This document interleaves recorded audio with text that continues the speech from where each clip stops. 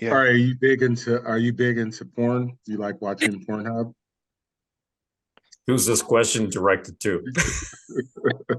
I just heard him bringing up porn, and I was just like, Oh, it just it just led me to PornHub, So that's which is what you were really doing the last 5 minutes when you were no, starting this no, out. not at all, not at all. I actually just went to get some water. I just went to get some water. Alrighty, guys.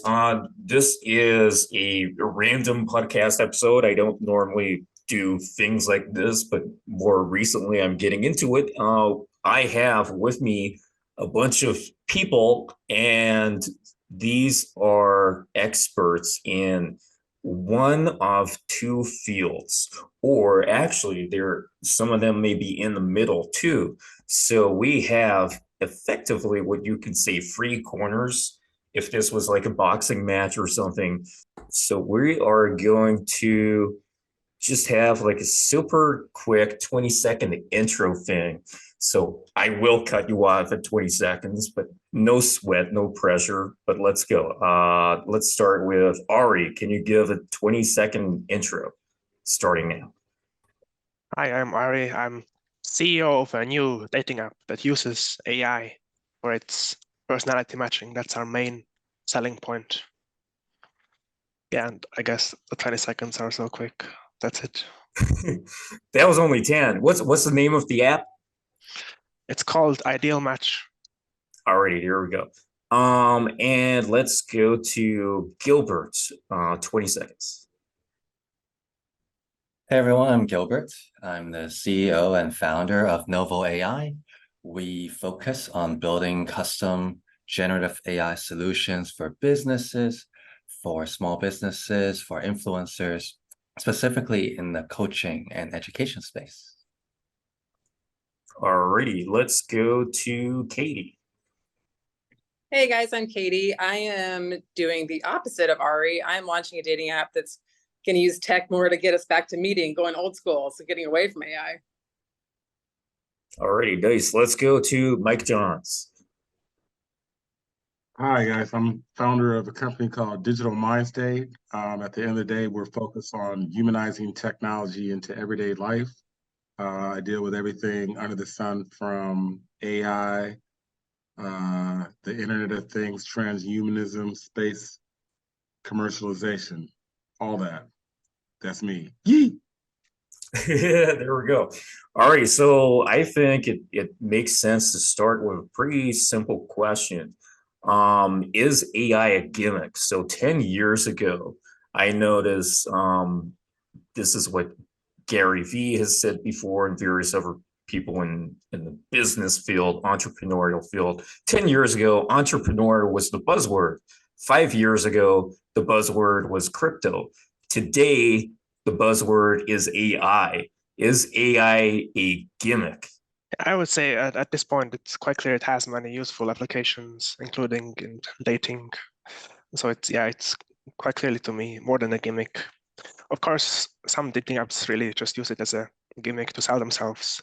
They actually have some simple rule-based matching or even a human, and they claim that they match with AI. But I think it has a lot of potential to actually really match with AI as it's getting more and more powerful, really having some understanding, as people can see ChatGPT really based on responses acts at least like it has some understanding of humans and relationships. Alrighty, Matt, are I'll you? chime in real quick and just say that I think AI is probably one of the greatest tools that we have today. Keyword tools. And really, we're in a state of how do we use this tool? Is this tool a weapon or is this tool something for good? And that's where we're at right now. I think that's where the pandemonium is really starting to take place. The good, the bad, or the new beginning. Alrighty, nice. Matt, do you want to quickly unmute yourself and give a 20-second intro? Yeah, sorry about that. Had technical issues, couldn't hear you. Yeah, so I'm doing a startup called Metropolis, uses AI to learn people's preferences, predict when people will say yes or no in a dating app, and match people who will say yes. So that's in a nutshell how it works. All right, nice. We'll get back to that later. So there's definitely going to be an interesting conversation there. Yeah, did anyone want to jump in on what was being said just before Matt's intro? Exactly what Mike said. AI is here to stay. Whether it's used for good or evil is yet to be determined which way that goes. Alrighty, yeah. I have seen startups come with entire business models and base their USP on gimmicks that determine how people are matched together. So this is a particular one Matt and Ari can jump in on. Tinder has the gimmick of swiping, and other apps have various other gimmicks to match people based on things like musical taste, video chats, or whatever kind of gimmick they come up with. Now, AI will likely be the new gimmick, let's say, for dating app matching. Is it just another gimmick for dating apps? Well, it depends how it's used. Like a lot of those gimmicks were just marketing ploys. They don't really make much difference. And to be honest, a lot of those apps, they make money by, well, the longer you're single, the more money they make. So their incentive is not to match you anyway. But with AI, rather than saying AI, say machine learning. So if machine can learn your preferences, in theory, it should be able to speed up the process and weed out stop wasting your time with people who you're not going to be attracted to and people who aren't going to be attracted back. So I think it's got potential as long as attraction can be predicted. I think it'll be useful. All right. What I about you, agree Ari? with that. That depends on people putting actual real information in their profile and for their pictures. Yeah, when it comes to pictures, with Metropolis, we use face recognition. So when you sign up, we get you to take a selfie and we use that image as reference. So all the photos you upload have to match the face in your reference selfie. So that's sort of a catfishing defense. Ah, that's good. I was wondering about how that would work because with AI photos, lots of people are trying to the internet is fake in so many ways. There's Instagram. People have been editing their pictures for years, and now it's even easier. And well, 2 years ago it was even easier, but now it's even more easier to a crazy level that people can just use some kind of AI software and make themselves seem more perfect or just completely transform. So I was wondering, before you were going to say that is AI just going to make catfishing easier? So that's a very interesting defense you got there. Yeah, I mean, it works pretty well. So it uses off-the-shelf face recognition software. So it'll detect if it's a completely different face. If you're just using filters to smooth out your skin and remove blemishes and stuff, that'll still come through as the same face. But for total changes, it'll say fake. Interesting. The main problem that guys use pictures that are 10, 15 years old. So self-verification, it's still them. So that's not super helpful. Yeah, one limitation is that like these face recognition systems, they're designed to work for, say, passport photos as well. So it needs to recognize your face as you age. So if you upload a 10-year-old face, it'll say that's fine. If you've gained 10 kilos, it'll still say it's the same face because it is still the same face. So you can't do anything about that. I think it's really an arms race. I think no matter what kind of facial detection you use, at some point it can be tricked by AI, and then you'll have to improve your facial detection or use a new method. So it's really, the catfishers against the platforms, and both are trying to improve. It's hard to catfish. Somebody else, we ask you to take a selfie. We ask you to look forward, turn left, turn right, smile. Yeah, it's hard, but it's possible. AI can already generate you in a certain pose. I'd love to chime in. I think the original question was AI, and is it a gimmick? That was what your original question was, and then we kind of We're going to cover a lot of questions, but yeah, that's what we were starting with. Yeah. I love the just hearing the question and answering that, and then going on. So for me, that answer, I'm just going to build off of what I initially said, called the tool. AI is definitely not a gimmick. I think in terms of the world of relationships, I think like everything else, it serves in terms of efficiency. It can be a tool that adds for efficiency in a data-driven world that we live in. And let's face it, today's world it's really about, you know, your gratifications, your pleasures, and swipe left or right makes that all possible. The data that you put in to a particular app, if I want a late night booty call, you can make an app that gears for midnight hours, right? You can make an app that gears for, I want a date to go out with for prom, to just a dinner date. We see that already in Asia. So it's really about how AI is used for what particular vertical. And for Katy, I think, you know, I'm very big on gender. So that which applies to the guys also apply to the females. That which applies to the females also apply to the guys. So we got all the. Is just Mike froze? I can talk about that all day. Well, oh, he's back. We're back. Yeah, I think everyone got frozen there. I saw that. Yeah, I thought I said something that had everybody like, what? Like frozen in time. Just having fun with it. Where I heard you up to was you were talking about it caters for men, it caters for women, and then after that it cut out. I said, so AI caters for both gender. I was commenting on something that Katy said, which was, you know, guys uploading photos that might have been 5 years old or older than that. Females do the same thing, right? So it's not taking a stab at it, but it's really just noting that in the human factor of things, females, I can talk about this word called makeup. And then the extension of that is to say that you posted those photos. How many times have we seen the photos? Take the pic from my left side or my right side. You know, come on now. Yeah, I think females tend to use filters more, and guys tend to use older photos.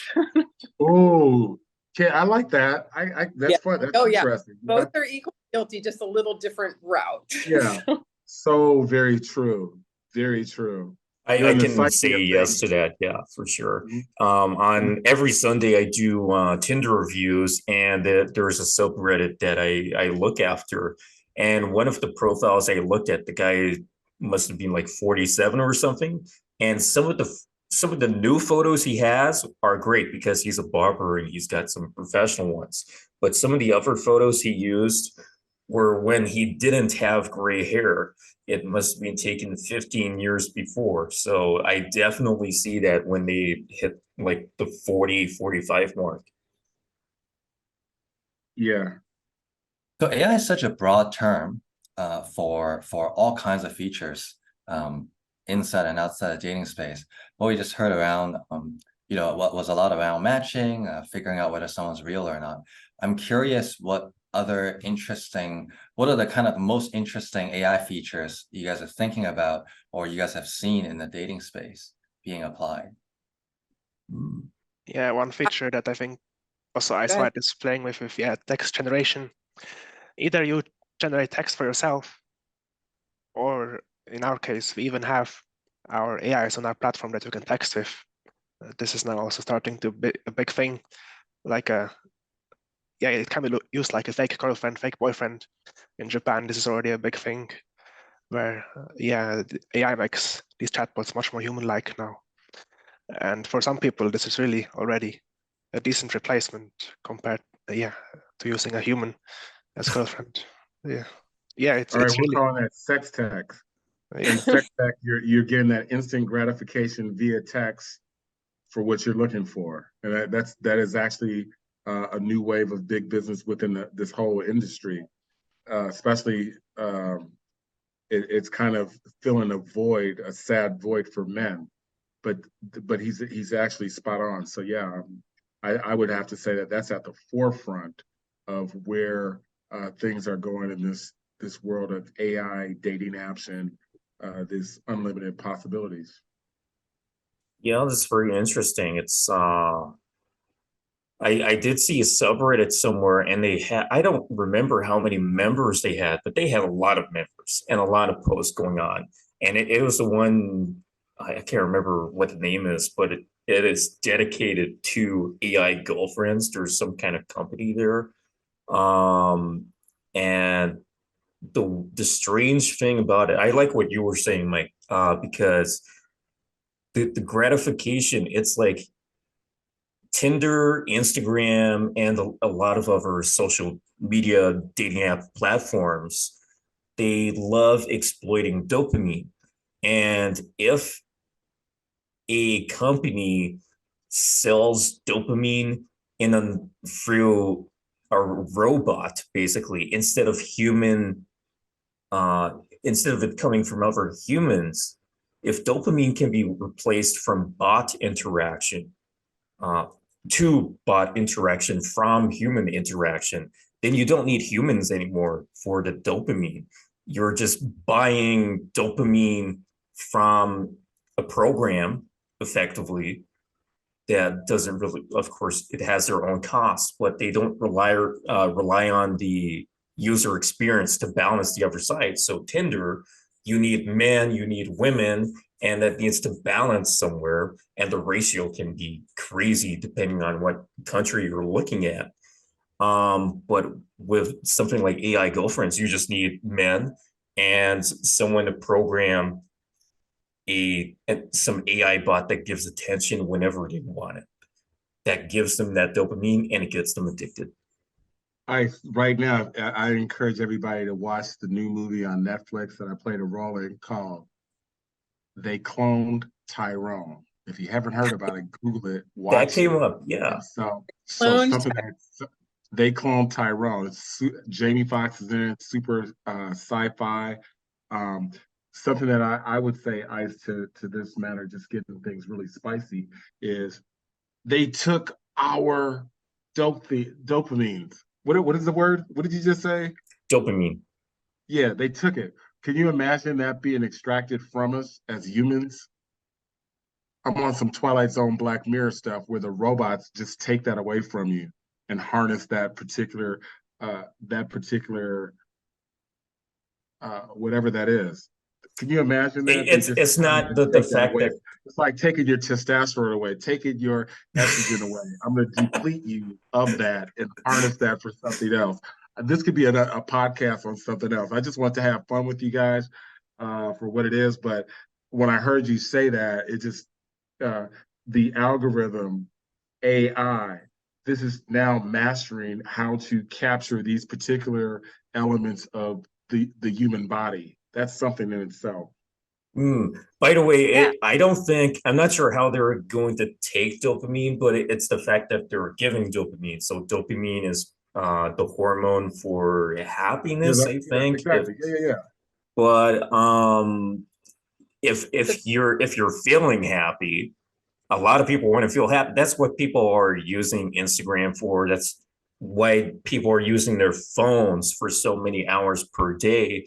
And now imagine that you can now start a new Facebook, but instead of it being populated by humans, it's just an AI girlfriend that you can talk to that fulfills most or just more of what a female human. It's your digital twin. Yeah. Your digital twin. That's already happening. We're not saying anything new. It's your digital twin, right? Yeah, or what's even crazier is maybe that they could take your data from social media, figure out who your ex-girlfriend was, and replicate those behaviors. Yeah. And charge that would be like a premium kind of service, of course, but that's definitely going to be exploited, I think. Well, I'd love to open this up to our constituents here, but I know I did a paper called "Is AI the End of Marriage?" And in the research for this paper, that's if you follow me on LinkedIn, it's already posted there. It's already on Medium. one of the things that I found out that I thought was really cool and creepy is the fact that one, we live in a world where it is instant gratification.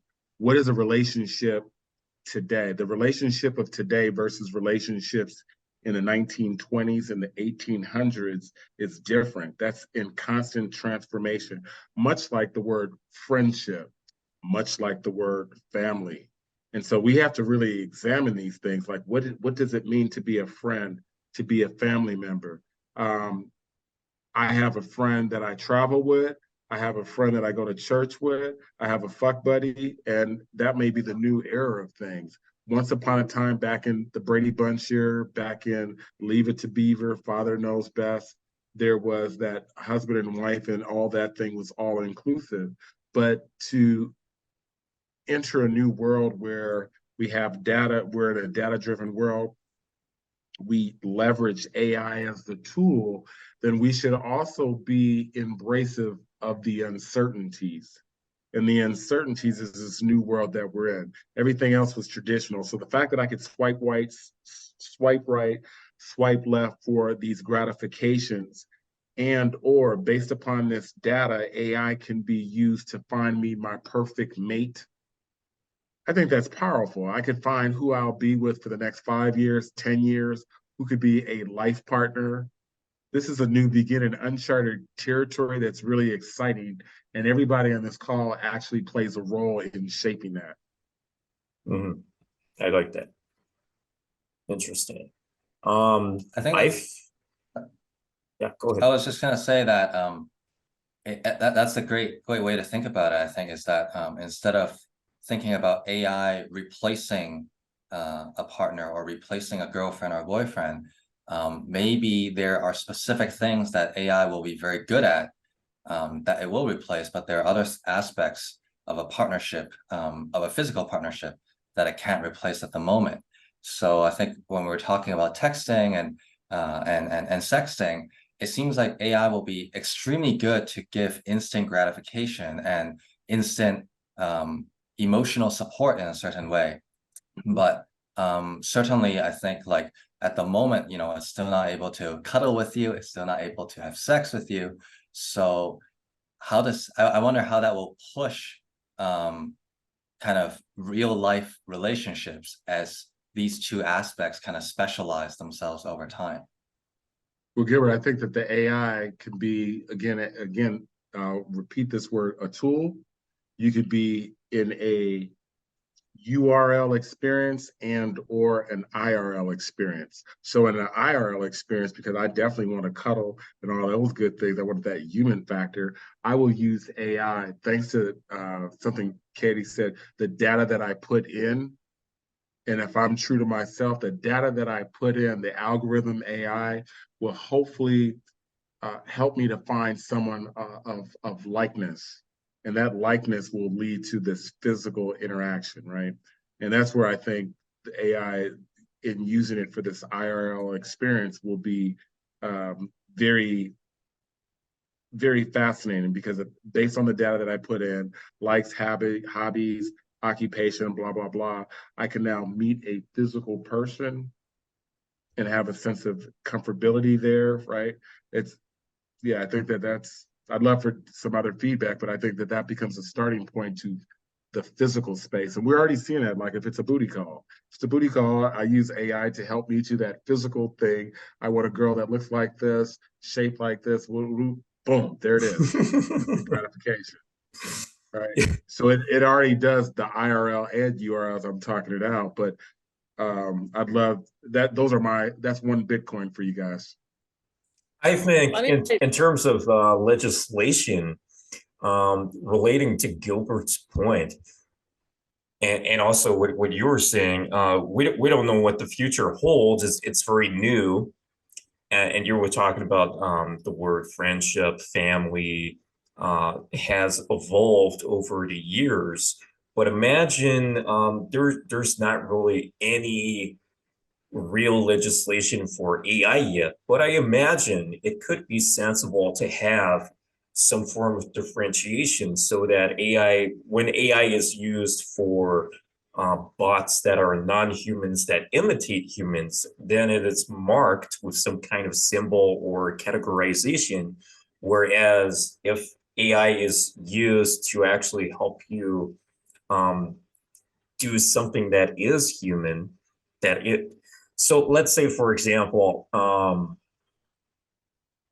so there's whenever they figure out the problem with the hands in the AI images, and they go on to making good porn AI videos, if it's not actual humans in that video, it could be distinguished between a real video and an AI video, if that makes sense. So if there was legislation to distinguish between non-physical AI and something that's actually real, then I think that could help, because I imagine in the dating scene, especially Matt was saying there are things in place to stop you from catfishing, but that's not going to be everywhere. In other places, they might have something. They might have something that doesn't that allows it to be possible for people to catfish very easily. So there should be a kind of safeguard that shows people what is real and what is not. Look, I'm not too worried about catfishing. Like, you can get as good as you want, but at the end of the day, you have to actually meet the person. Otherwise, you're not really dating. So I think catfishing, it wastes people's time and it's annoying, but end of the day, it doesn't actually change anything. I love that point. Yeah. So I'm working on MGAI, which is, I wrote a best-selling book about online dating, and it is designed to help men get dates. And the unique part about it is that it's focused on meeting. And the philosophy is none of this messaging matters unless you actually meet each other. So if that philosophy can really be imprinted into people's minds in some way, so that there's so many dating scams regardless, then that would be such a huge benefit, because I agree with you. Meeting is what matters. Just a question. Like, when I use dating apps, I do it with the intent of meeting a person. Do people actually use dating apps without wanting to meet someone? Like, is that actually a thing? Because Definitely. Yeah. it doesn't make sense to me. Have zero intentions of meeting anyone. So, for example, if they want more Instagram followers, for example, which Tinder just had introduced a new policy. Well, they had a bunch of new rules that came in the last few weeks, but one of those, which became a bit of a hot topic, was the fact that you can now no longer put your Instagram username in your bio, because a lot of women were using Tinder just for gaining followers because men are desperate. Yes. Another problem I see with AI, and I'm already seeing it, is, I mean, the goal is, like we've mentioned, to actually meet. And with AI, guys are using it to write their profiles. So now it's harder to sort through who you'd really want to meet in person. People are using AI to chat both ways until they meet up. You get a lot, you don't understand someone's vibe or what they're saying when it's not even them talking anymore. So to me, it's harder. I don't have a problem finding quality guys. They're everywhere. But I One like thing to we did see in our app to help overcome that, one thing I did with our app is we actually disabled the spell checker. So if a guy can't spell, that'll come through in his profile. Oh, there we go. These are things I want to know. Can you form a sentence? What words do you use? Interesting. So not helpful in this regard. No, I think that's good. So actually, my argument, you're concerned with the fact that if you're using AI to have conversations, it's not real. However, my argument to kind of counter that would be, the thing that matters is that you meet. So a lot of people lie online anyway. And yes, you're concerned about finding someone who's genuine, someone who's honest, someone who's not hiding things or just saying stuff in their bio that isn't actually true, all these things, which has been happening for years. But ultimately, the real information that matters is the information you see when you meet each other.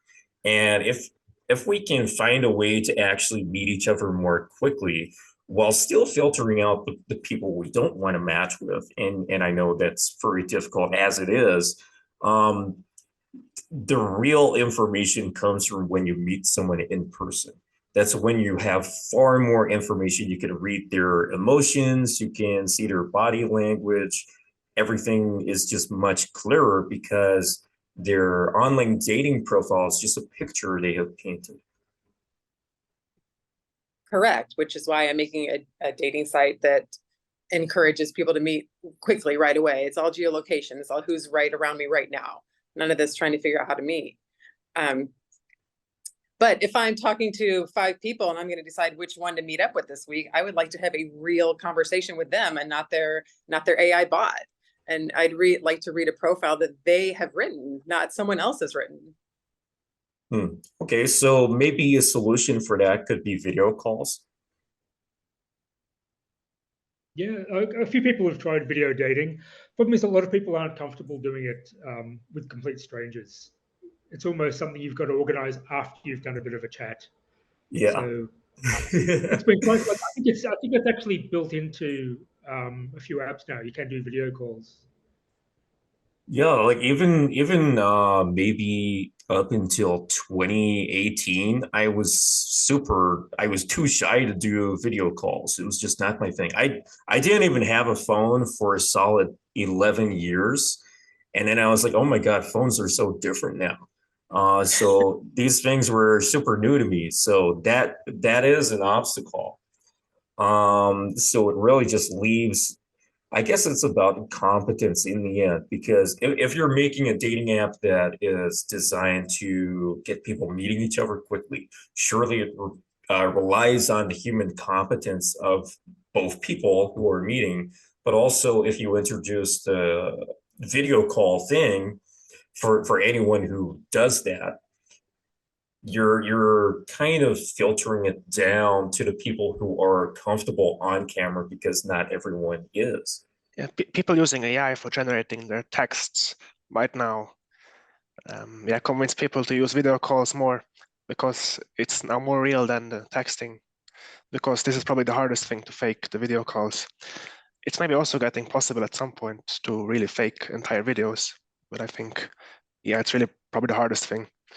So yeah, this could really be a new trend towards more video calls, because people feel it's more real than texting. There could be an AI behind it, but video call, probably it's a real person.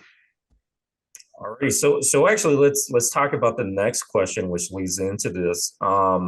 So for Katy, Matt, and Ari especially, how can, or anyone else who can jump in on this, of course, how can AI actually match people accurately for relationships? So some of you have your own dating apps that you're working on. Is there a way that AI can actually match people accurately with the right information, the right data? Yeah, so I can sort of talk about what we're doing. So there's a few techniques you can use. So when I say matching people for relationships, our goal, like our benchmark, is to get people to a second date. So we want to predict whether people will like each other's profiles and have enough chemistry on a first date to want to see a person again. So predicting long-term stuff like marriage and long-term relationships, it's too difficult, because in a lot of cultures, you've got to get the families involved. We can't predict that. And what's the definition of a successful relationship? Is it 3 months, 6 months? If you're looking at those sort of time scales, it takes too long to feed back into the AI. So we're just aiming for second date. Can we predict it? So we tested, there's a spreadsheet at Columbia University with the outcomes of 30-something speed dating events. So that's 4,000 individual face-to-face speed dates. And we tried crunching the numbers on that, saying, after a few rounds, can you predict what people will say in the next round? And we can get 60 to 70% accuracy for women, 70 to 80% for men. And the best technique we used was actually technique that Netflix uses to predict, to recommend movies. It's a technique called collaborative filtering, where we say, well, your preferences are very similar to these other people, and these people said yes to them and no to them, so chances are you'll say similar things. And it's probably a technique that TikTok uses to recommend videos. So it's a fairly reliable technique. And once you've got enough data, you can actually start making decent predictions. Well, filters have been around a long time, so you can filter out simple things, age, height, religion, whatever you want to filter, you can filter. But I just don't see how it factors in that it factor. And that's my Achilles heel. That's where I struggle. I get quality guys. I meet quality guys all the time. But that it factor, I don't think that's going to be able to be solved with any AI component. Yeah, I think relationships are really complicated. It's not just these simple factors. It's more about more complicated factors like personality, shared values, shared interests. Yeah, Right. shared values, personality, these are really hard to predict, but we're actually trying to do that. Yeah. It's what's going to be missing now that you can't even see their profiles and you're not even chatting with them potentially when you're looking to meet up. So Katy brings up the age-old case in which the sins of humans will be transferred over to the robots. And so I like what you exactly. I like a lot of what you're saying, and being truthful to both, not just quality guys, as you said, but quality females. So it's really about the inputting of that data. How genuine are you in filling out the form? And I think that that's where everything almost starts. It's almost like the inputting of data almost might need to be a gamified experience so that you could ensure authenticity of the input that you're receiving. And so until that is actually addressed, we will always have the sins of being a human transferred over to the next thing and to the next thing. It's almost like we have to get into AI, and you know how we talk about Web 3. It's almost like when we get into AI 2.0, that there will be such filters that ensure that it's actually human. Right. Until then, we're still playing this preliminary game by design. Like this is all a part of the progression of where things go. But Katy, to your point, I like what you're saying. When we're using ChatGPT 4 to holler at the next female, and she might be using ChatGPT 4 to holler at the next guy, where does when keeping it real goes wrong? When two people show up at a bar and have nothing in common and nothing to say because their chatbots didn't show up, right? Because their chatbots didn't show up. That's a come on now. That's a mic drop. Write that down. That's a mic drop. Yeah. History, there was a classic novel years ago called about Cyrano de Bergerac, Roxanne. It was about it's like 18th century, this story. But it was about a guy who basically outsourced the writing of his love letters to Roxanne. Roxanne fell in love with the love letters. And when they finally met, yeah, it went pear-shaped because the guy couldn't string two sentences together. See, nothing's original. It's just all circle. Right.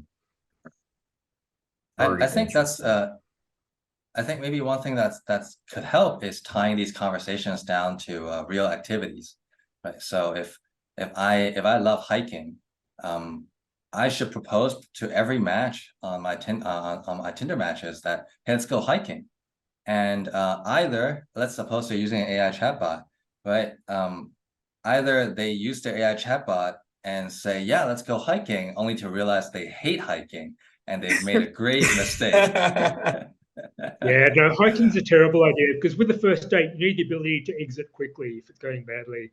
And with a hike, you're kind of committing to half an hour. Stuck in the middle of nowhere for 6 hours. I've done hikes. It's going to be 6-hour hike. Yeah, I'd love to pose this question. As I said earlier, is AI the end of marriage? And with Generation Z now, it's really about partnerships, not marriage. That's kind of the new hybrid of where things are going. I would pose this question to you guys. Can AI save a marriage or relationship and or find your soulmate? Okay, so I'm gonna quickly reference the soulmate thing because a friend of mine says that the soulmate thing doesn't exist. Though I get it. So soulmate, of course, it's someone you have a perfect match with. It's that one person. It's scientifically it's bullshit, but it is a possibility. So that's why you get married, ideally. But yeah, you guys feel free to jump in on that. And so with AI, because she said that, you set it up even more. With all of the firepower that AI has the capability of, and as it advances, can it lead us to find a soulmate? We understand that there's everything that's out there. Remember, I said before, there are those that will enter into a 3-year, 5-year, 10-year, 20-year relationship. Understand that there are marriages, look at Hollywood, that last 3 years versus those that last 20 years. Bill Gates was married for, look how long he was married. The CEO for Intel, they were married, they weren't married for like 3 years. I want to talk about, can AI now say, based upon these things, whether it be hiking, as Gilbert noted, or what have you, and he made a very good point, we should look at this tool to actually find your soulmate. How can it be leveraged to find your soulmate based upon the algorithm, the data that's inputted? Humans by design, who wouldn't want to find somebody that I can rock with forever? So forever. I think when you say the end of marriage, do you mean the end of marriage as we know it, and it becomes something becomes a different way because of AI? That's a very good question. So I would open that up. I don't want the spotlight on me, but I like that. End of marriage, knowing that, that's a complex question because all of us pretty much exist in a Western society. And so as a result, we operate under capitalism. And so marriage is going to be abiding by this rule. The husband, dual incomes, here's what it is. No money without some finance. That's real. No money without finance, whether you're a white female, a black female, Latino, whatever it is, there's a premise that understands if there's no finance, then the romance kind of gets cut short. So that's a paradigm. I mean, there are those who, hey, we look good on paper. So, and then how long does that actually last? So it's really, I don't know what marriage is today versus what I was so-called in the program of understanding yesterday. When I watch Leave It to Beaver, when I watch the Cosby Show and things like that, that was what marriage looked like. Today, I don't know, and maybe that challenges what the hell an app does, because maybe if I just want a booty call or somebody to hang out with, I got my gratification. It's different everywhere. So I get married in Peru. My wife is from Peru. And the divorce rate in Peru is in the top 5 countries on earth to get married, to be married.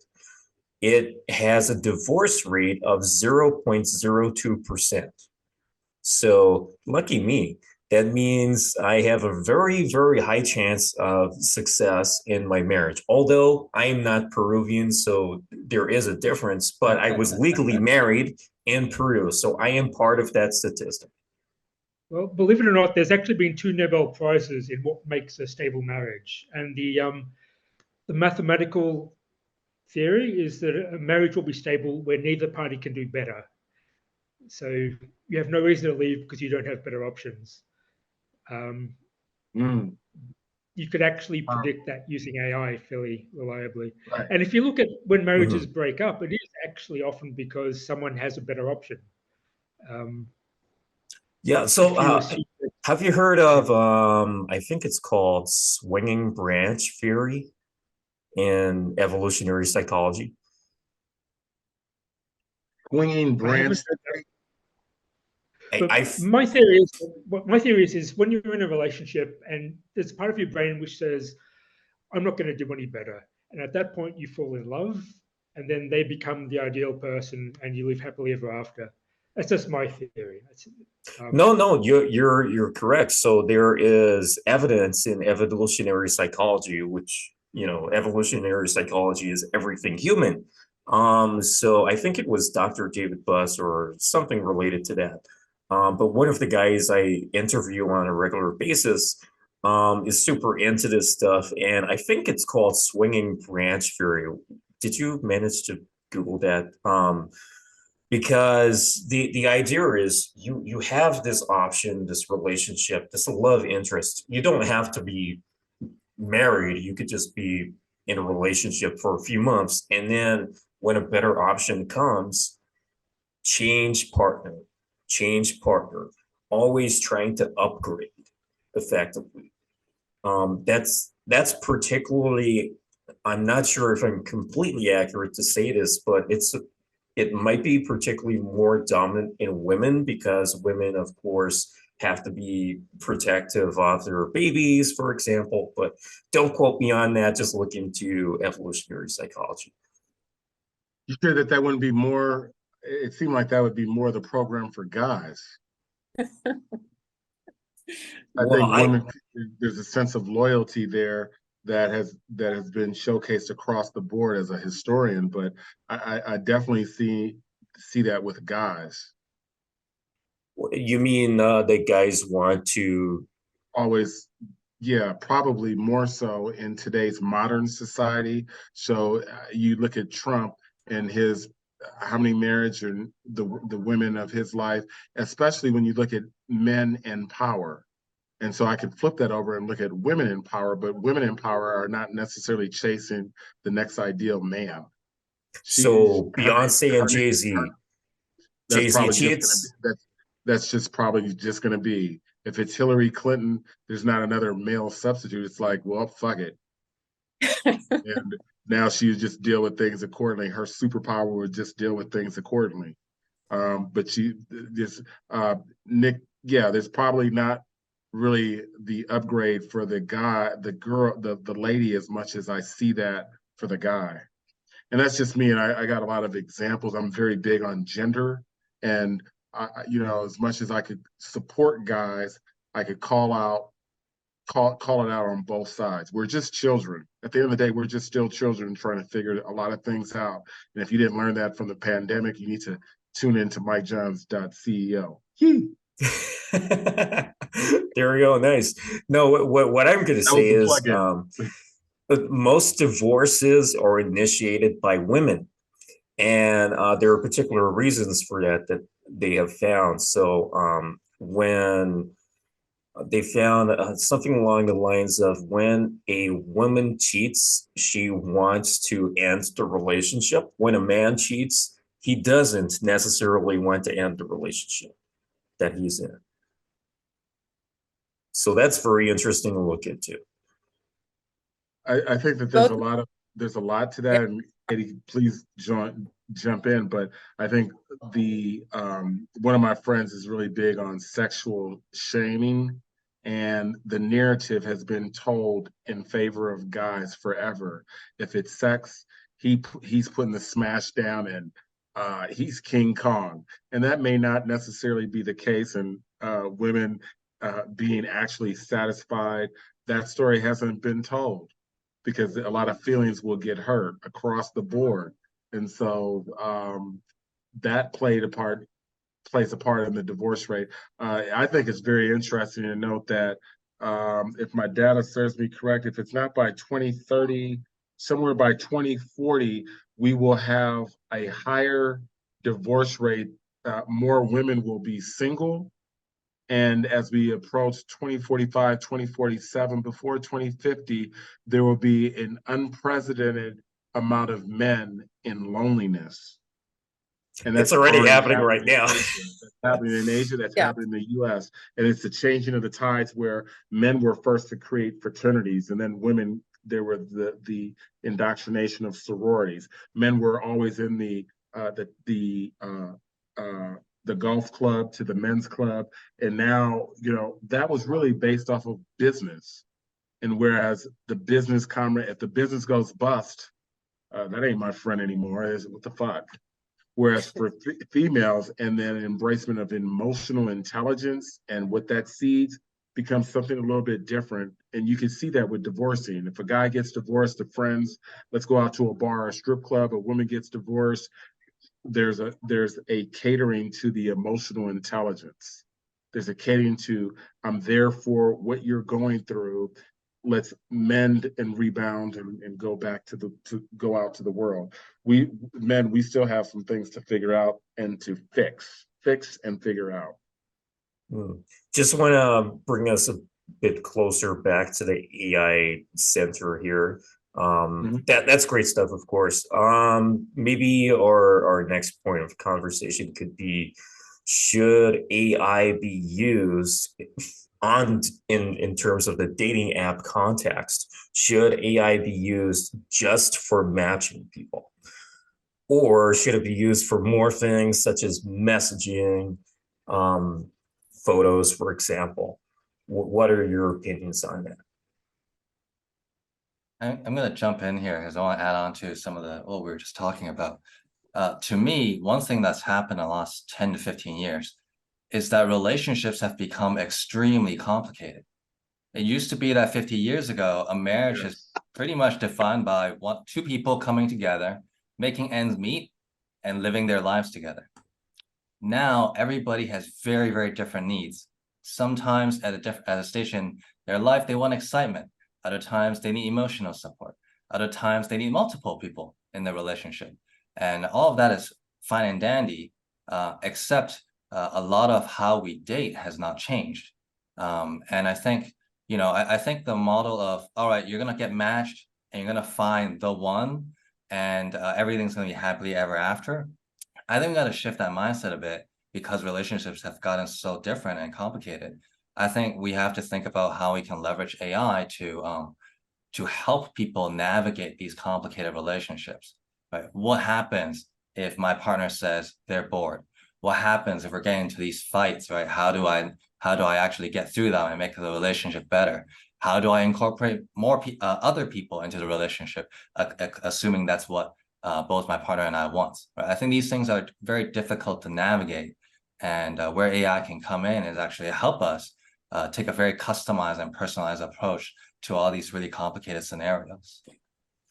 So maybe that I'm kind of visualizing in my mind a timeline and where we're looking at dating apps, and then there's marriage advice, which goes on until death do you part.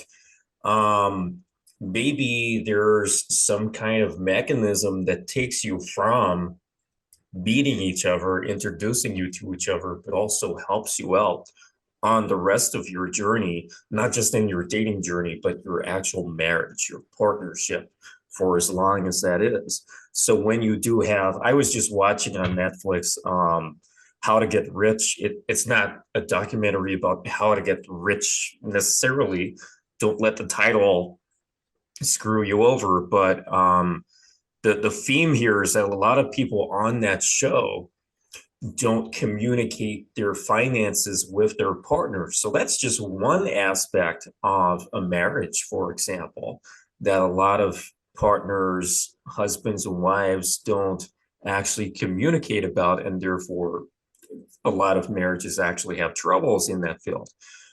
Just imagine if AI can kind of take that guy was called Roommate, I can't remember his surname, but if that AI uses him for that aspect of that long-term journey, among other things for the other aspects, then AI could probably help you for as long as that is, because dating, the problem with Tinder, for example, is it's just the gate to where relationship starts.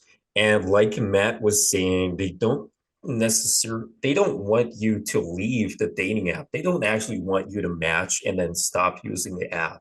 They want user engagement. Yeah, definitely. I agree. Expectations are growing.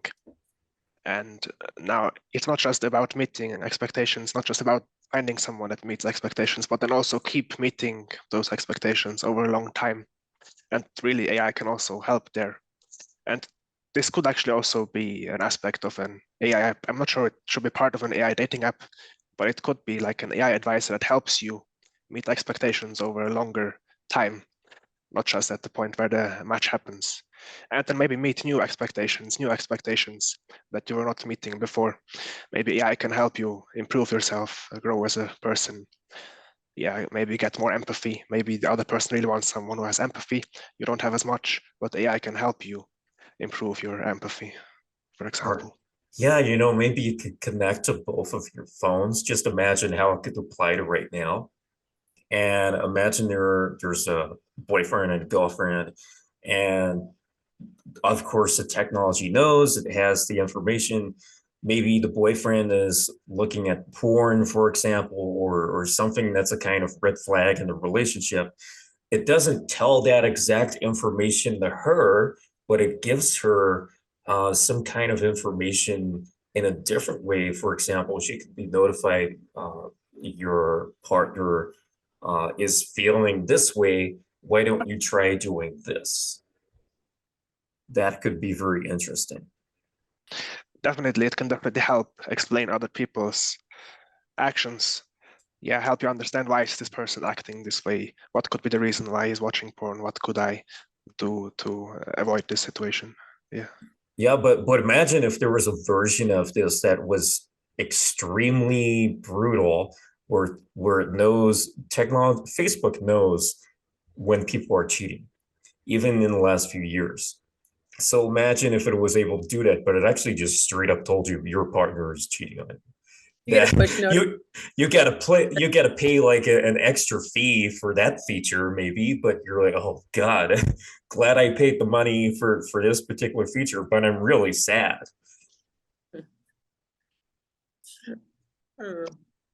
Yeah, right. Just telling your partner is doing this, watching porn, cheating is, yeah, probably not the best thing, but trying to fix it, trying to explain why is he doing this, how can I avoid it, how can I avoid it next time, how can, All right. yeah. All right, are you big into porn? You like watching PornHub? Who's this question directed to? I just heard him bringing up porn, and I was just like, it just led me to PornHub. So that's what you were doing the last 5 minutes when you were screwing us off. Not at all, not at all. I actually just went to get some water. I just went to get some water. But PornHub has made porn accessible any time of day, conveniently, just like watching church. It's kind of funny, and then when you add the AI complexity to that, and then add a layer to how that's disrupting relationships or your pleasures, your gratification. That's the case in itself. Pornhub has more followers than CNN, Fox, BBC combined on any given day, and can compete with the NFL, FIFA. So that says a lot. And then also, Katy, it says a lot because it's not just men watching porn; it's women, and Absolutely. that's data in itself. And women are not only watching it, they're also creating content. And it's the hub of where it's the end. You know how space is the final frontier, I think, for humans in their terrestrial form? Pornhub, the final frontier. I just want to have fun with it. Oh, that's all good. Having a lot of fun today. Yes. Yeah, that's good. Well, back to AI, I guess. We kind of forgot what we were talking about, but there we go. Maybe AI could help us get out of this hole. Tell me what to say next, AI. Right. What does AI mean for Tinder? So obviously it's the dating app giant. Your question should be, what does AI mean for Pornhub? That's how you get the ratings up. Okay, Tinder, okay. They've already covered that. They've already covered Screw Tinder. What does AI mean for porn? Pornhub and how you can move the video player to that actual scene, get right to where you want to go, and then keep it moving. That's how you guys, come on now. Katy's with me. Damn, you have fought this through. You have fought this through. You just texted me. Yeah, I thought I had to. I didn't even know what the platform was. That's why I asked you who's the audience, what the reach is. I'm a business person. We got to be talking dollars and cents here. I think there's some talent here, but you know, to add it to the ratings, you want to talk about how does AI either A, increase usage on PornHub or takes away, or what is the future of relationships after that? For Gen Z, how does PornHub deter, or does it still make you want to crave human interaction? That part. Okay, Katy, are I you with think me? Katy, are you there with me? Yeah, it's a problem. well, you know, I guess it still comes down to capitalism though, because if we're referring to Pornhub, we're referring to a company which is worth billions of dollars and they want to make more money. So Why are whatever they they worth do, that? Why are they worth that? because they So cater I for can what have people fun with want. what I'm saying. I'm having fun talking about Pornhub, but the crux of the matter is the fact that whether it's CNN, whether it's FIFA, whether it's the NFL, why does Pornhub get the viewers that it gets? The business becomes evident, but there's something about humans, right? We're not talking about how many people go to the Vatican for church on Sunday, the Vatican to church on Sunday versus www dot for their instant gratification versus your favorite football game versus your favorite, you know, we'd rather watch Pornhub than concern ourselves with what Putin or Joe Biden is talking about. Fact of the matter. Well, it loops back. We're all about dopamine, dopamine, dopamine. Everything's fast now, but it's short-lived. Yes, short-lived. Do this forever. It's biology. And I need another fix, right? So with Netflix, the big problem with Netflix is where I can, you know, give that parallel sense of Pornhub is once you create the monster, you got to keep feeding it. So Netflix knows that I got to keep putting more content out there, more dopamine, so that people stay engaged. That's the same thing with Pornhub. And so I look at things in terms of why are we there? Why is, you know, horror flicks don't get the same type of viewership as Pornhub. So when you master that psychology of why, then you add the AI layer to that. Would we rather watch blood and gore? Would we rather blow up the earth?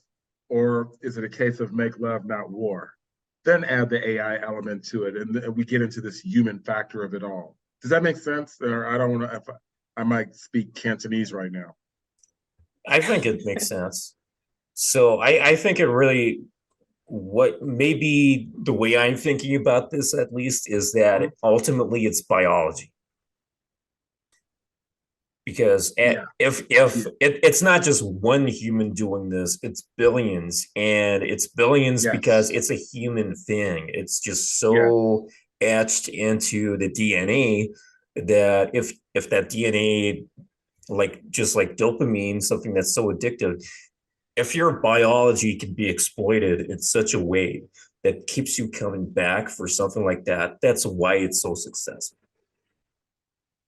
That's called crack cocaine in any inner city neighborhood. Hello? Heroin in any parts of the globe where it becomes an addiction. And so, yes, people, you know, when you master that, and that's, man, we can go on and on in the subject. I just want to have fun with you guys, make you guys laugh, also bring out some thought-provoking topics. So I was joking with the Pornhub, but I also wanted to make the point where we could examine ourselves, look at the man or woman in the mirror. In the words of Michael Jackson, I'm looking at the man in the mirror. So we are the products that we produce. And Katy, it looked like you were going to say something. I'm listening. Just agree with me. All right, Ari, I love when you speak. It gets a little, you and Gilbert, your voice. I'd love to hear what you guys got to say. And I surely got to wrap up, but I'd love to hear, you know, what you have to say about Pornhub, Ari. Yeah, I agree. AI will, it's already very addictive, of course. AI will just make this even worse. Will make Pornhub even more addictive. Yeah, so AI is Can't you see Ari's wearing the shirt right now? He's wearing the brand colors. Yeah, it's true. I'm actually wearing my IdealMatch. Oh, damn it. But you have the right glasses on, it says Pornhub. I like that IdealMatch though. And Ari, you're based out of where? You're on. You're muted. You're muted. Yeah, based out of Zurich-based startup. Yeah, thanks for pointing out that I'm muted. Yeah, back to topic. Maybe you're based out of where? What country? Zurich, Switzerland. Zurich. Okay, got it.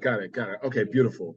And how far along are you so far? Like, how many users do you guys have? Yeah, they're really small at this point, not doing any paid marketing at all.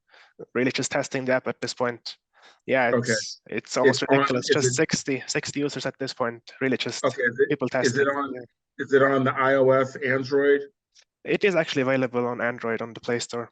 It's also available as a web app on our website. Gilbert, is that the same for you? Is your app currently Gilbert? I think Mike, you got cut off a bit, but it sounds like you're asking me about the apps I'm building.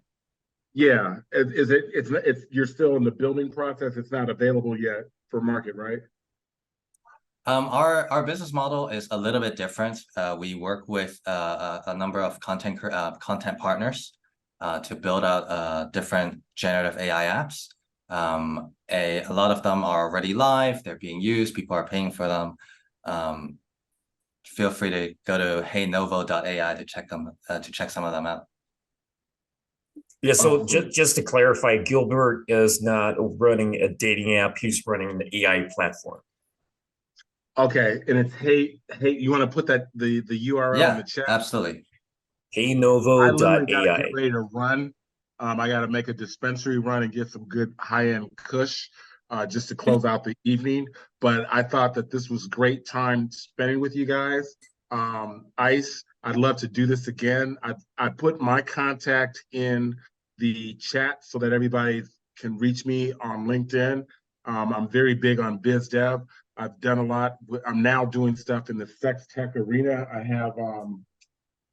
Are you now? Damn. Yeah, I'm actually working with something. Here, guys, let me show you this. Should I be scared? We're about to be demonetized or something. No, you guys are good. This is crazy. For what I deal with, I deal with from the dodgy. This is the new vodka brand that's got an NFT play. No way. Yeah. So, wasn't there a coffee one as well? Yes, there was actually. There was just a small try from Speaker Products, and then in the sex tech world, look at that hat. You guys will get a kick out of that. I'm dealing with a cock ring, and the branding of this cock ring is to make that the new version of condoms. And it's all about firmness. Once erectile dysfunction is very real, it's hitting at ages in the 30. I'd like to call it the other pandemic that people are not talking about. And so in my quest, I'm looking to impact 1 billion plus people in the next 10 years. ED is one of those subject matters that I've taken on as a result of pop culture. It's all good to drink, smoke, and all that, but then as the clock ticks, now you can't get your friend up, and that needs to be addressed, especially for both genders, because it also alcoholism and other things affect females too. So I'm really at that forefront where we're having those discussions, and then also under that sex tech umbrella, getting funding for females and their needs within this space. And so that's very big for me as a part of this impacting 1 billion plus. So I left my contact in the chat. I'd love to get to know each of you guys a little further. I think Ice, thank you for curating this. I think there's some rock stars here. Gilbert, listening to you. Ari, hearing where you're at. Katy, just having fun. And Matt, you're all the way from the UK? Sydney, Australia. Australia, the other place, the other way. Got it. So I'd love, I continue, set us up. I'd love, we should all probably be on WhatsApp and make this more, you're the architect of purpose. So it's one thing for people just to meet for right now and then have a kumbaya moment and then disappear. But it's another thing to say, hey, these people assembled, what can I do further? Mike, you're the business person, you're dealing with venture capital funding. That's where the conversation needs to go. You're absolutely right. There we go. That is a man of action. I love that. Thanks so much for coming. This has been amazing. The rest of us are gonna keep going for Absolutely. for some time longer. Still less to cover, Yep. but thanks for coming. That's very solid. We'll do Absolutely, guys. exactly that. I hope to do more of these.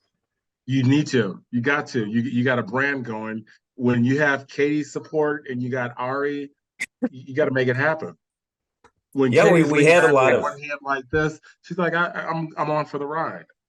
There we go. We're first episode, guys. Like, just message me if you want to jump in, if you're on the dating team, the AI team, or if you're right in the middle. So there we go. We're This gonna could be do its more own of these. podcast, AI dating apps, and the discoveries, and really looking at the human factor of it all. So let's follow up. I'd love to talk further on the weekend. That's where my downtime is. Friday nights is great. Smoke one and we could talk more. Yee. I'm in. All right. I gotta get There back it to is, work guys. though. You're right. There it is. Take care. Thanks. Bye-bye. Bye. No doubt. Alrighty, so let's keep going for if you need to drop out at any point in the next 45 minutes roughly, just feel free to let me know and just like do your thing where you can tell us where to find you and what you're working on. So that's all good. But if we continue, let's go for I was gonna say what does AI mean for Tinder, but screw that. Let's mix it up a little bit. Sure, yeah. I guess it's time for the ethics, the bias and the ethics. So I did have a conversation before with Ari a few weeks back on this. What are the ethical problems with the crossover of AI and dating? So Ari, you were saying, because I'm working on MGAI, which is what we refer to as the AI wingman for online dating, in a nutshell, it gives men the ability to ask the AI, which is an immortalized version of myself, because that's the work I used to do manually, or actually I still do that too. It gives users the ability to ask, what should I say next to this message? What should my opener be? All kinds of situations related to messaging. And I remember you were saying it's not something that you would want to allow on your dating app. So obviously there's a lot of ethical gray area in here that kind of needs to be explored. Yeah, right. I agree. It's not so clear to me whether this is ethically a good thing or a bad thing. Yeah, it could even be some sort of new way of being fake, even almost cheating, using an AI to text for you. And it is something that many people dislike when they think they're texting to an AI, to a human, but actually they're texting with an AI. That's something that many people don't want to have on a dating app. That could be something that will turn off many people using a dating app. Bots are already a problem. Now it's getting even worse with tools like ChatGPT helping generating these fake messages. Yes, I'm not sure from the perspective of the one using it, it can help finding more dates. It can be a good thing, but from the perspective of the one receiving the message, it's probably a bad thing. Yeah, so Yeah, what I see would say with the I'll just quickly say this, and then I know, Katy, you have very interesting things to say about this too. Out of the competition that MGAI has, the alternatives for as an AI wingman for messaging specifically, I had a conversation with a team member of the AI platform this week. The AI platform is called There's an AI for That. And what he was saying was they have this category specifically for AI solutions that help with messaging on dating apps. So that is a category that's recognized. And they already knew about this, and that some of those AI solutions are actually scams. And I have seen some ads show up on Facebook too. The way it's marketed, at least, is like, oh my God, you could get so many dates, you could get laid so much. So, you know, it's a bit of greasy marketing, if that's fair to say. But yeah, Katy jumped. Oh God, what happened here? I just flicked my thing out of my ear. Katy, jump straight in because I know your opinion on this. If your pain point is that you're not meeting people, then yeah, it can get you to help meet more people, but that doesn't mean much. You know, once you're face to face, now what? So, you know, if you got to step one by talking to a bot, that's, to me, isn't helpful. It will be helpful to some. Some people, their sticking point is just getting in front of multiple people. And, you know, it's the spaghetti method, right? Throw enough against the wall and something will stick. That's just not my pain point. Yeah, I agree with that. I think AI messaging, it's like catfishing. It's giving a false impression of who you are. And it's just right. wasting time because eventually you've got to meet and it's misleading information. However, But it will help if you're the sort of person who just wants to interact online, you have no intention of meeting, AI messaging is fine. Like, it's sending messages that make you happy. Why not? But for people who actually do want to meet, it's just annoying and time wasting. But end of the day, it doesn't really matter. Okay. Did you want to say a little bit more, Katy? Not really. Like I said, AI can get you to that first step, but is that going to translate to more? Yeah, so I would say with what we're doing with MGAI is before there was MGAI in 2023, in 2022, we had Message Game Wingman, which was just me with a Telegram group, and people send me screenshots and I tell them what to say next and the advice that goes with it. Before that, in 2022, in 2020, there was the book, The Message Game, which I wrote. It became a bestseller. 2 years before that, in 2018, there was a Google Docs file that was shared around through word of mouth called The Message Game Guide, which was just my own screenshots that I was analyzing that people were reading and they were finding that helpful. And they were like, oh my God, this is crazy. And I was like, oh, okay. So after that, a book, and then a mini program, and now there is an AI. So that's how it has developed on my side. And in terms of tackling what do you actually do when you meet each other, well, one thing that MGAI can do is advise you on more things. So for example, you can ask it, give me some date ideas, and it will tell you a list, but it can also give you the context that something like ice skating is a better date to do because it's more free flowing, it's more interactive, and conversations are a bonus. Whereas going to a restaurant, you basically sit down across from each other, you eat and you speak, and you only have one mouth. So you're either eating or speaking or spitting on each other. That's not ideal, obviously. But something like ice skating, you can actually dance around, you can zoom around, you can hold hands, and the conversation, that it's not the conversation itself that's the date, it's the actual activity. If the activity is fun enough, interactive enough, and active enough, then it can make the conversation secondary. So that's just one little bit of advice that it can give. But of course, is that person actually going to like understand that, be on the date, and then just forget everything? Oh, what do I do now? Of course, that's going to happen. But either way, AI or no AI, I think that's an inevitability that so AI may have helped them meet in the first place. And if there was no AI, then maybe they wouldn't have met. But either way, when they are in that situation, they have to learn somehow.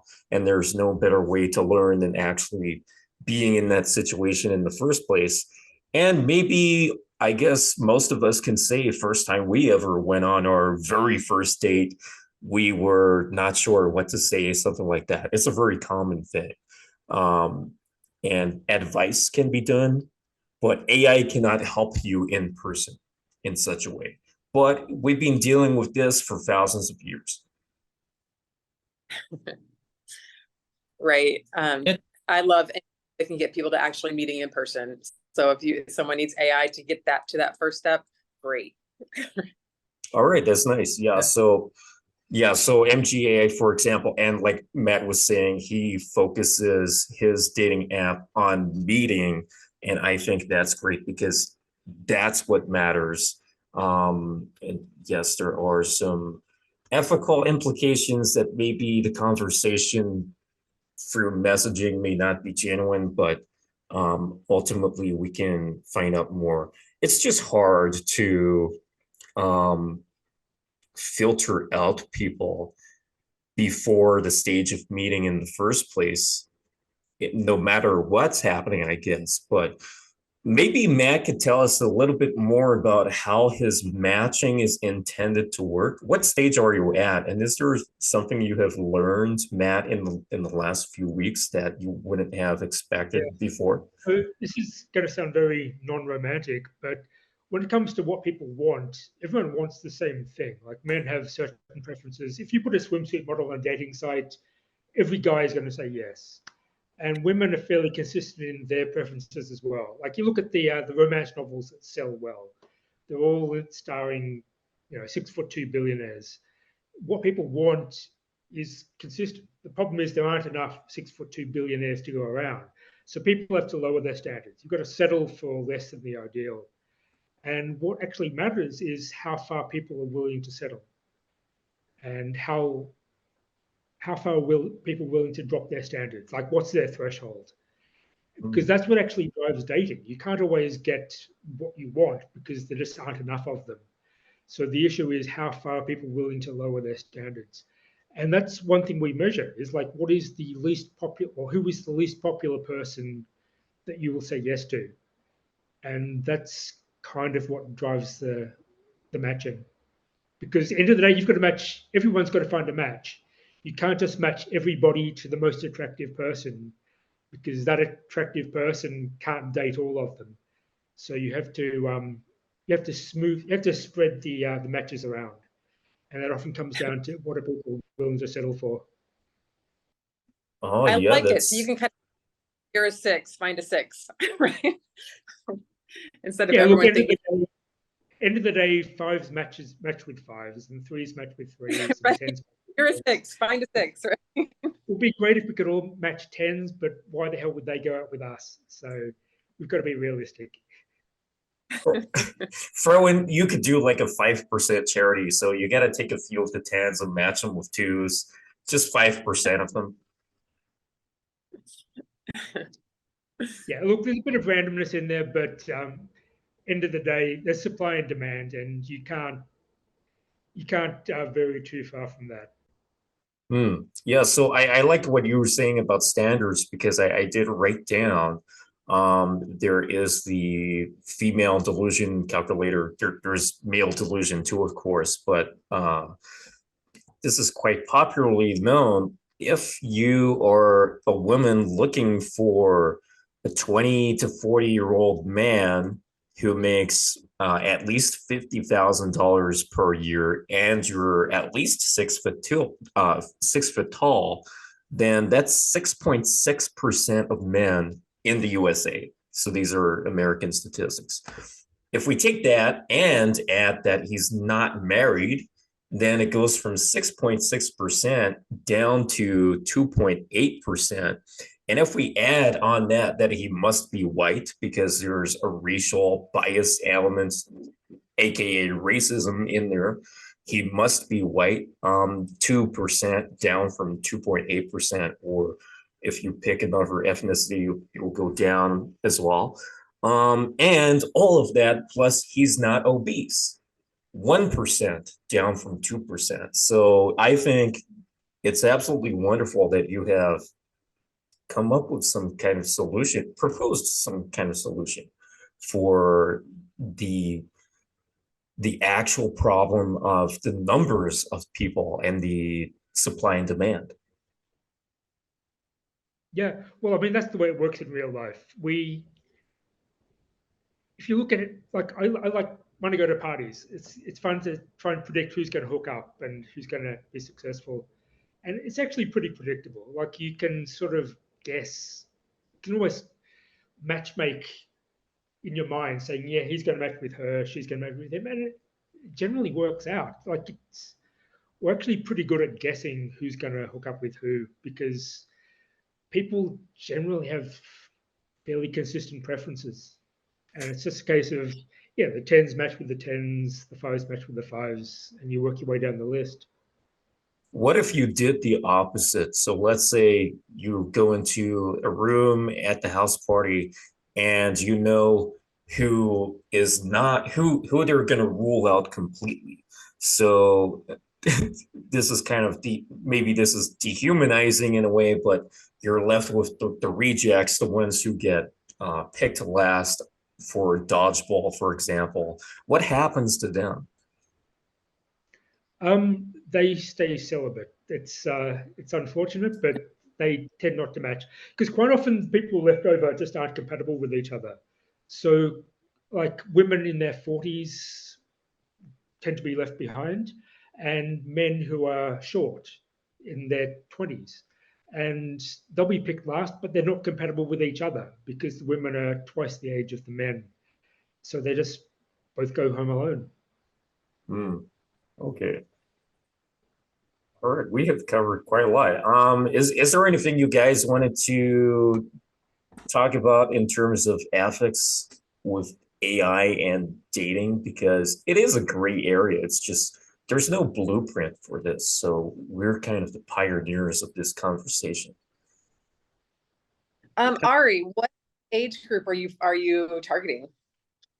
Yeah, for now, our primary target group is young people, even students who are excited about AI, and people who care about deep relationships, who care about more than just these basic filters like height and race, but care about personality and shared values.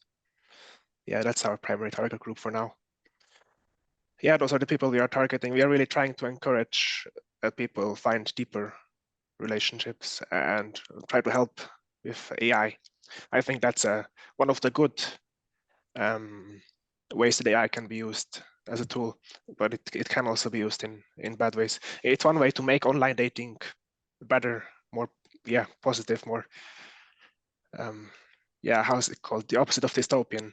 I think there are applications that make online dating more dystopian with AI, and I think probably using AI for generating your messages is one of them, making online dating more fake, less real. But a positive application is helping to generate better matches, deeper connections, and then deeper relationships, better marriages. For now, fact is that relationships that have started on dating apps last much less long on average than relationships that have started offline.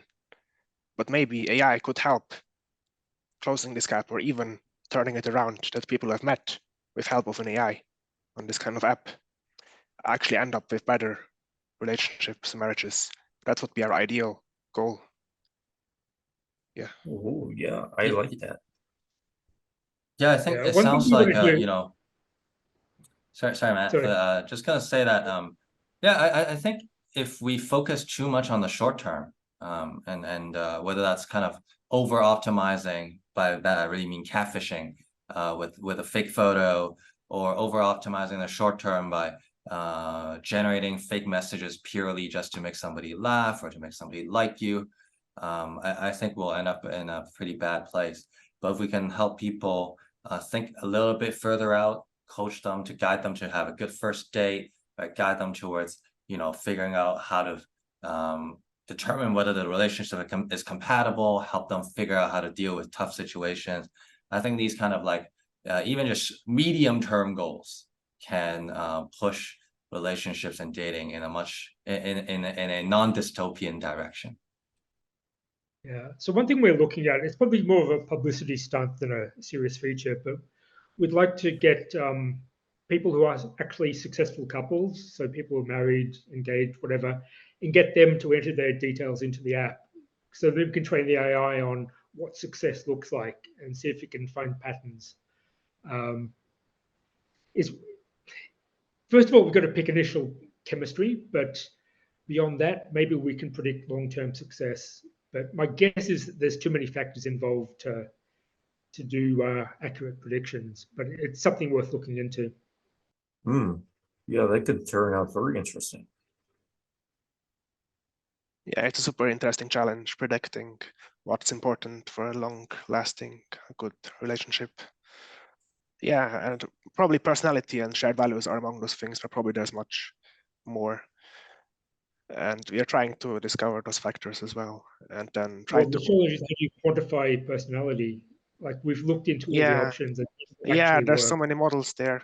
These big 5 traits, or like this Briggs-Myers personality types. Yeah, we have our own system for now. There's been a lot of research on this using speed dating. So at universities, they get all the students, they get them to fill in personality profiles. They run through the speed dating, they see who matches. There's zero correlation with personality. It comes down to how attractive the woman is and how tall the man is. And that's basically the only factor that matters. So I disagree. It's really not just about physical attractiveness. Personality really matters a lot. There are also studies that personality doesn't matter. A more assertive man is gonna be more successful, of course. So there's the question: at what stage of the relationship does it matter? At the stage where a man asks a woman out, personality doesn't matter. It's like, I like the looks of you, I'm going to ask you out. It matters. He says, are you taller than me? At yes, that point, at least you need to have confidence. I mean, even to ask out the person, you need to have confidence. So it matters even to get to the point of asking the woman. You need to have at least confidence. That aspect of personality, the confidence of the man, absolutely does matter. But it's almost impossible to measure that online. So if I could, but it's not completely impossible. AI can now really do this. In my opinion, AI is now so good at understanding human conversations. It can even tell how confident is this person based on like profile description, based on chat messages, based on swiping behavior. I think it's tough, as you mentioned, but it's possible. And based on the number of stupid questions they're asking ChatGPT, I'm in a Facebook group with like 1 million. I'm not even exaggerating, more than 1 million users. It's just like one of those ChatGPT Facebook groups. And the amount of dumb questions that come through there, like, yes, they could have used AI, but they could have actually used Google for those questions. So yeah, I think for sure it can really tell people's intelligence and lots of other things just from you interacting. Yeah, definitely. Intelligence is a very important trait as well. It's our top trait, arguably the most important thing that people select for when it comes to personality. How smart is this person? It definitely matters how smart you are. Yeah, no, I agree totally. So intelligence is one of the things we can actually measure, and people can't game it. So we're tempted to put an IQ test as part of the sign-up process of the app, but it's just too time-consuming. I agree. That's why we're using AI. That's the motivation. This kind of questionnaire is super time-consuming. Most people wouldn't do it, but if they don't need to do it, if just AI analyzes their existing actions, I don't know. I don't know if you can predict intelligence from conversation, but if you could, that would be. I think you can fake it to some extent, especially if there's AI tools, but you can definitely tell. I think quite well how smart is this person based on conversations. You can do things like looking at the words people use, and you can figure out level of education based on that. But the problem is people would game it. Like once they know that they're being judged on the words, it can start using longer words. So yeah, but our AI is not that simple. Checking the length of the words, yeah, you can of course game to some extent. It's a skill, appearing intelligent even if you're not so intelligent. But actually, that's what matters in the end. You have to have an intelligent impression. Then the woman will be attracted to you if you appear intelligent. If you have the skill of appearing intelligent, that's what matters in the end. That's what the woman or the man gets to see. That's a skill you can practice. So yeah, their AI can also help to improve your skill. You can call it gaming. You can just also call it improving your skill at appearing intelligent.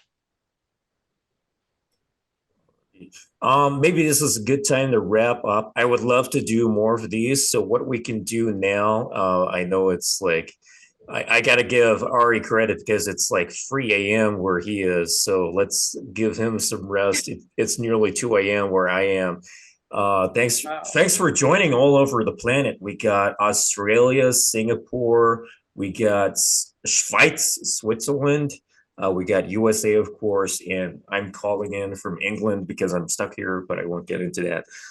So we are just going to wrap up. So your outro can be, just tell us where people can find you, what you're working on. So I'll give you my example. I'm working on MGAI, which is known as Message Game AI. It is the AI wingman for online dating.